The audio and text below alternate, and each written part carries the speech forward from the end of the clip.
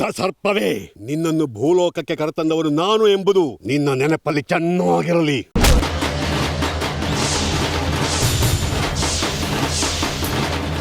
ನೀನು ಮನುಷ್ಯಳಲ್ಲ, ಮನುಷ್ಯಳ ರೂಪದಲ್ಲಿದೆಯಾ ಅಷ್ಟೇ. ಯಾವುದೇ ಕಾರಣಕ್ಕೂ ನೀನು ಮನುಷ್ಯಳಲ್ಲ. ಕಲ್ಪನೆಲ್ಲ ಮಾತಾಡೋದು ನಿಮ್ಮ ಮನಸ್ಥಿತಿ ಅನ್ಸುತ್ತೆ. ಅನಿಸಿದ್ದನ್ನ ಹೇಳಿದ್ದೀನಿ. ನೀನು ಮನುಷ್ಯಳಲ್ಲ. ಇದನ್ನ ಬೇಕಾದ್ರೆ ನಾನು ನಿರೂಪಿಸ್ತೇನೆ. ಎರಡು ದ್ವಂದ್ವಗಳ ಮಧ್ಯೆ ಸಿಲುಕಿ ಒದ್ದಾಡ್ತಿರೋ ನಿನ್ನ ಮನಸ್ಥಿತಿ ಏನು ಅಂತ ನನಗೆ ಚೆನ್ನಾಗಿ ಗೊತ್ತಾಗಿದೆ. ಕಲ್ಪನೆಲ್ಲ ಮಾತಾಡೋದು ನಿಮ್ಮ ಮನಸ್ಥಿತಿ ಅನ್ಸುತ್ತೆ. ಅನಿಸಿದ್ದನ್ನ ಹೇಳಿದ್ದೀನಿ. ನೀನು ಮನುಷ್ಯಳಲ್ಲ. ಇದನ್ನ ಬೇಕಾದ್ರೆ ನಾನು ನಿರೂಪಿಸ್ತೇನೆ. ಏನ್ ನಡೀತು ಶಾಸ್ತ್ರಿಗಳೇ? ಏನಿಲ್ಲ ಮಯೂರಿ, ಗುರುಗಳು ಆಶೀರ್ವಾದ ಮಾಡಿದ್ರು ಅಷ್ಟೇ. ಆಶೀರ್ವಾದ ಮಾಡಿದಕ್ಕೆ ಮುಕ್ತಲ್ಲಿ ಭಯ ಯಾಕೆ? ಯಾಕೆ ಭಯ ಅಮೃತ? ನಾನು ಹೇಳ್ತೀನಿ.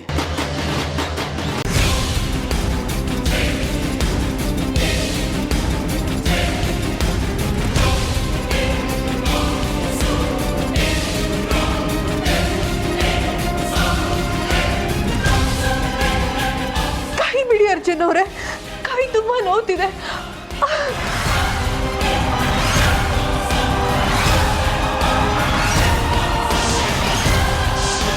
ಏನು ಮಾತಾಡ್ತಿದ್ದೀನಿ? ಪರಿಜ್ಞಾನ ಇದೆಯೇನೋ ನಿನಗೆ? ಇರೋದಕ್ಕೆ ಹೇಳ್ತಾ ಇರೋದು. ಈ ಜ್ಯೋತಿ ಈ ಮನೆಯಲ್ಲಿ ಉರಿಬಾರ್ದಷ್ಟೇ. ಇದು ತುಂಬಾ ಪವಿತ್ರವಾದ ಜ್ಯೋತಿ ಕಣೋ.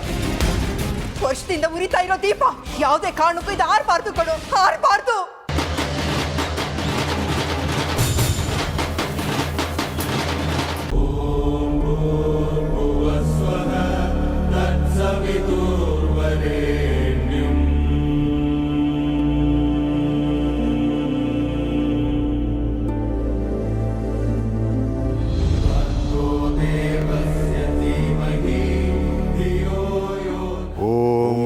ನಮಃ ಶಿವಾಯ. ಓಂ ನಮಃ ಶಿವಾಯ.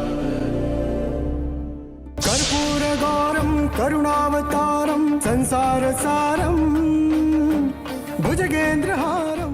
ಅಮೃತಾಳ ಜೀವನವನ್ನು ವ್ಯವಸ್ಥಿತವಾಗಿ ಹಾಳು ಮಾಡುವುದಕ್ಕೆ ಹೊರಟ ದುಷ್ಟ ಶಕ್ತಿಗಳ ವಿರುದ್ಧ ಹೋರಾಟಕ್ಕಾಗಿ ನಿನ್ನನ್ನು ಬಳಸಿಕೊಳ್ತಾ ಇದ್ದೇನೆ ನಾಗರಾಣಿ. ಅರ್ಜುನನ ಮೇಲೆ ಕಣ್ಣು ಹಾಕಿರುವ ಆ ದುಷ್ಟ ಶಕ್ತಿಗಳಿಂದ ಆತನನ್ನು ಪಾರು ಮಾಡಬೇಕಾಗಿದೆ. ಅದಕ್ಕೆ ನನಗೀಗ ತೋರುತ್ತಿರುವುದು ಇದೊಂದೇ ದಾರಿ. ನಿನ್ನ ಮಗಳಿಗೆ ನಿನ್ನ ರಕ್ಷಣೆಯ ಅಗತ್ಯವಿದೆ ನಾಗರಾಣಿ. ಓಂ ನಮಃ ಶಿವಾಯ. ಓಂ ನಮಃ ಶಿವಾಯ.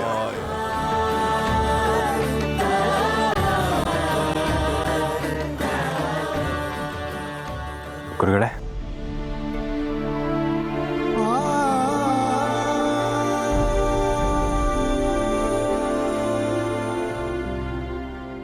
ಹೊಸ ಜೀವನ ಶುರು ಮಾಡೋದಕ್ಕೆ ದಂಪತಿಗಳಿಬ್ಬರು ಒಟ್ಟಿಗೆ ಹೊರಡ್ತಾ ಇದ್ದೀವಿ. ಈ ಸತಿ ಯಾವುದೇ ವಿಘ್ನಗಳು ಅಡ್ಡ ಬರದಿರೋ ಹಾಗೆ ಆಶೀರ್ವಾದ ಮಾಡಿ. ಎಲ್ಲವೂ ಶುಭವಾಗತ್ತೆ ಅರ್ಜುನ. ನೀನಿಗೆ ಯಾವ ಮಾತನ್ನು ಆಡಬೇಡ.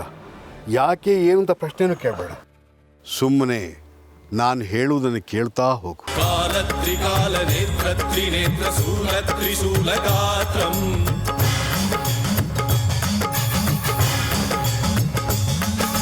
ಸತ್ಯಪ್ರಭಾವ ದಿವ್ಯ ಪ್ರಕಾಶ ಮಂತ್ರ ಸ್ವರೂಪ ಮಾತ್ರ.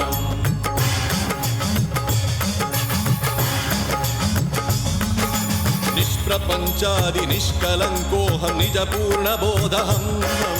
ಪ್ರತ್ಯಗಾತ್ಮಾಹಂ ನಿತ್ಯ ಬ್ರಹ್ಮೋಹಂ ಸ್ವಪ್ರಕಾಶೋಹಂ. ನೀನು ನನ್ನ ಬಳಿ ಆಶೀರ್ವಾದವನ್ನು ಬೇಡಿ ಬಂದೆ. ಮೂಲ ಪ್ರಮೇಯ ಇದೇ ನಾನು ನಿನಗೆ ನೀಡುತ್ತಿರುವ ಆಶೀರ್ವಾದ. ಅರ್ಜುನ, ಈ ಹಾರದ ಬಗ್ಗೆ ನಿನ್ನಲ್ಲಿ ಯಾವ ಪ್ರಶ್ನೆಗಳು ಹುಟ್ಟಬಾರದು. ಈ ಹಾರದ ಬಗ್ಗೆ ನೀನು ಯಾರೊಡನೆಯೂ ಮಾತನಾಡಬಾರದು.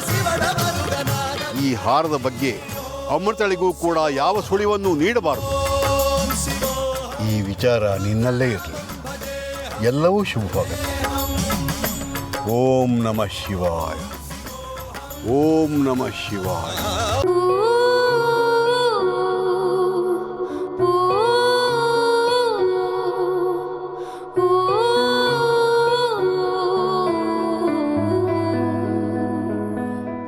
ಅಜ್ಜಿ, ಅತ್ತೆ.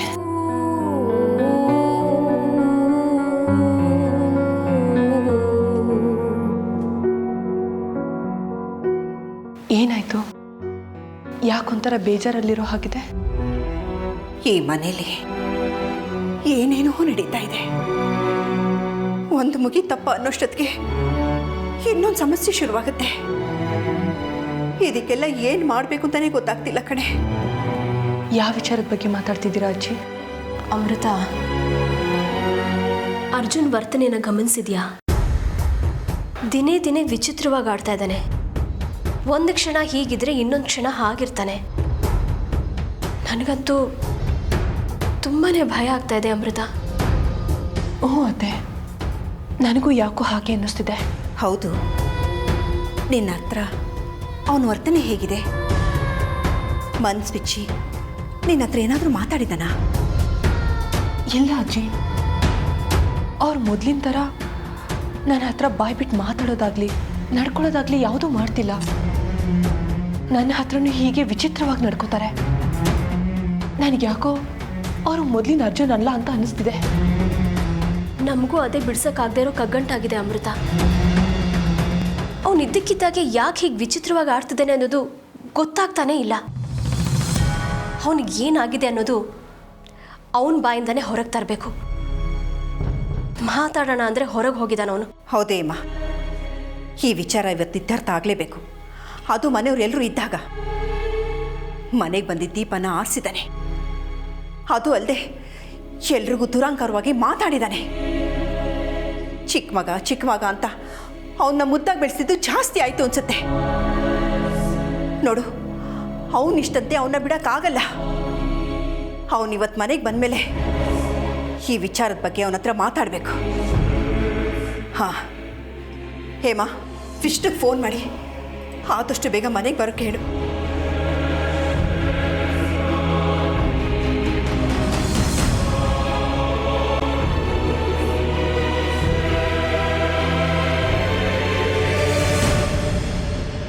ನಾಗರಾಜ, ನಿನ್ನ ಮಗಳನ್ನು ನೀನೇ ಹುಡುಕಿಕೊಳ್ಳಬೇಕು. ಈ ವಿಚಾರವಾಗಿ ನಾನು ನಿನಗೆ ಯಾವುದೇ ಸಹಾಯ ಮಾಡಲು ಶಕ್ತನಾಗಿಲ್ಲ. ನಿನ್ನ ಮಗಳು ಅಸಹಾಯಕ ಸ್ಥಿತಿಯಲ್ಲಿದ್ದಾಳೆ.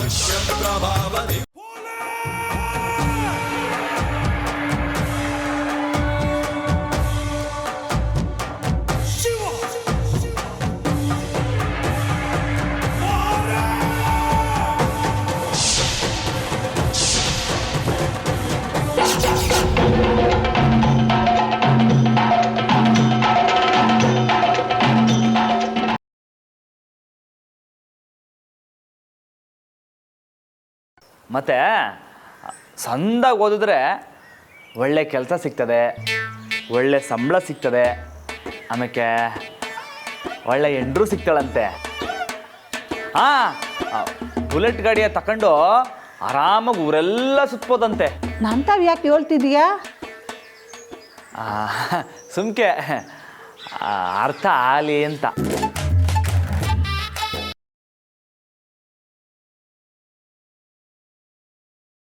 ಮನ್ಸಿನಿಂದ ಓಡಿಸೋದು ಸುಲಭ ಅಲ್ಲ, ಯಾಕೆಂದ್ರೆ ಅವಳು ಮನೇಲಿದ್ದಾಳೆ.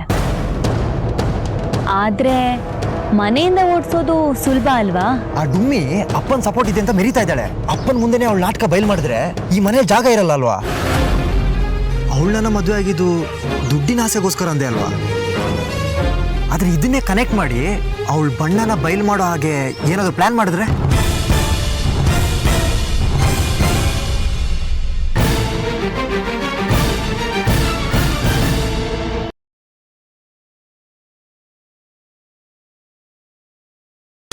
ನೀ ಯಾರ ಹತ್ರ ಈ ಕಿವ್ಯಾಗಿನ ತರಿಸ್ಕೊಂಡೆ ಅದನ್ನ ಹೇಳು. ನಾವು ಯಾರಿಗೂ ಕೆಟ್ಟದ್ದು ಬಯಸೋದು ಬೇಡ. ಹಾಗಂತ ನಮಗೆ ಕೆಟ್ಟದಾದಾಗ ನಮ್ಮನ್ನು ನಾವೇ ಕಾಪಾಡ್ಕೋಬೇಕು. ಗೋವಿಗೂ ದೇವರು ತನ್ನನ್ನು ತಾನು ಕಾಪಾಡ್ಕೊಳ್ಳಿ ಅಂತ 2 ಕೊಂಬು ಕೊಟ್ಟಿದ್ದ. ಎಲ್ಲ ಸರಿ, ಅದ್ರ ಪಾಪ ಯಶ್ ಅವನೇನು ಕೆಟ್ಟದ್ದು ಮಾಡಿಲ್ಲ ನನಗೆ. ಅಂದ್ರೆ ನಿನ್ ಜೊತೆ ಇದ್ದದ್ದು ಯಶ್ ಅಂತ ಆತು.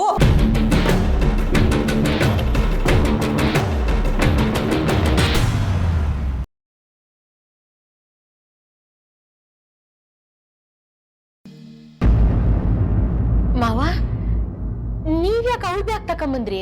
ಇದು ಅವಳ ಲಗೇಜ್ ಅಲ್ಲ, ನನ್ನ ಲಗೇಜ್.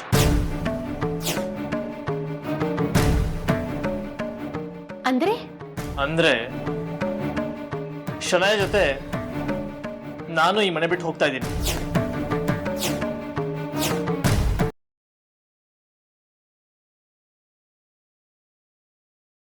ನನಗನ್ಸುತ್ತೆ ಅವಳು ಗಂಡನೇ ಕೊಲೆ ಮಾಡಿದ್ದಾನೆ ಅಂತ.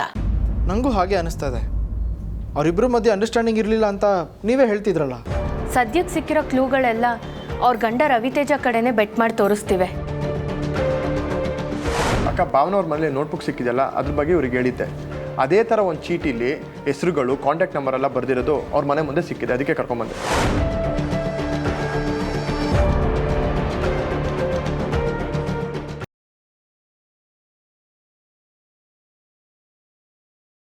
ಇಷ್ಟು ವರ್ಷಗಳಿಂದ ಮೇಘಗಿರಿಯಲ್ಲಿ ಕೂತು ನೀವು ತಪಸ್ಸು ಮಾಡಿ ಒಂದು ತೃಣವೂ ಆಹಾರವನ್ನು ಸೇವಿಸಿಲ್ಲ ಅನ್ನುವುದು ನನಗೆ ಗೊತ್ತು. ದಯಮಾಡಿ ನಾನು ನಿಮಗೆ ಕೈತುತ್ತನ್ನು ನೀಡುವುದಕ್ಕೆ ಅವಕಾಶ ಮಾಡಿಕೊಡಿ. ಯಾಕೆ ಸ್ವಾಮಿ? ಕೈ ನೀಡು.